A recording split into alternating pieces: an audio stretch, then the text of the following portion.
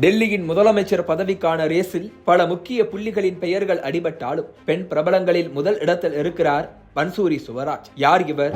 சட்டப்பேரவை தேர்தலிலேயே களமிறங்காத இவர் முதல்வர் பதவிக்கான ரேசுக்குள் நுழைந்தது எப்படி என்பதை பார்க்கலாம். பாஜகவின் முக்கிய பெண் அரசியல் புள்ளிகள் என ஒரு லிஸ்ட் எடுத்தார். அதில் முதல் இடத்தில் கண்டிப்பாக சுஷ்மா சுவராஜ் தான் இருப்பார். மாநிலங்களவை உறுப்பினர், மக்களவை உறுப்பினர், மத்திய அமைச்சர் என பல பதவிகளில் இருந்த இவர் 1998 அக்டோபர் மாதம் முதல் டிசம்பர் மாதம் வரை ஒரு 2 மாதங்கள் மட்டும் டெல்லி பாஜக முதலமைச்சராக இருந்திருக்கிறார். சுஷ்மா சுவராஜின் கணவர் சுவராஜ் கௌஷால் மிக பிரபலமான உச்சநீதிமன்ற வழக்கறிஞர். 34 வயதிலேயே மூத்த வழக்கறிஞராக நியமிக்கப்படும் அளவுக்கு நீதிமன்ற வழக்குகளில் புகுந்து விளையாடியவர். 1998 முதல் 2004 ஆண்டு வரை ஹரியானா விகாஸ் கட்சி சார்பாக ஹரியானா மாநிலத்தில் இருந்து ராஜ்யசபா உறுப்பினராக அனுப்பப்பட்டவர். மிசோரம் மாநில ஆளுநராகவும் இருந்திருக்கிறார். இந்த தம்பதிக்கு பிறந்தவர் தான் பன்சூரி சுவராஜ். அம்மா அரசியல் ஆதிக்கம் மிக்க தலைவராக இருந்தாலும் அப்பா வழியில் முழுக்க சட்டத்துறையில் தான் தனது கவனத்தை திருப்பியிருந்தார் பன்சூரி சுவராஜ். ஆக்ஸ்போர்ட் பல்கலைக்கழகத்தில் சட்டம் படித்தவர்.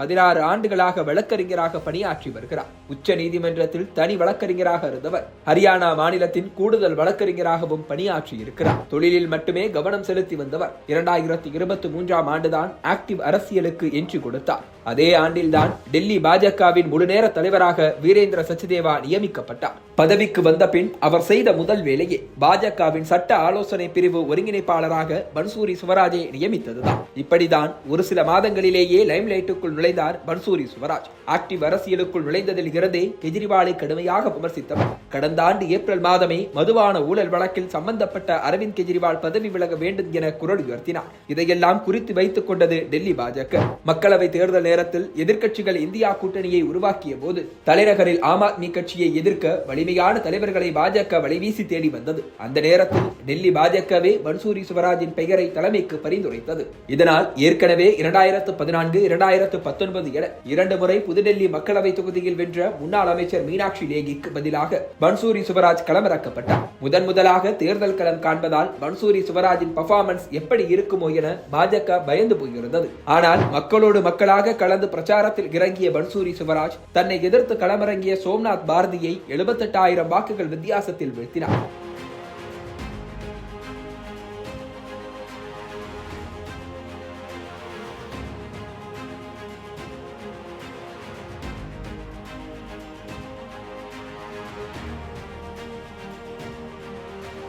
இதனால் அவரது மவுசு மேலும் எகிரியது.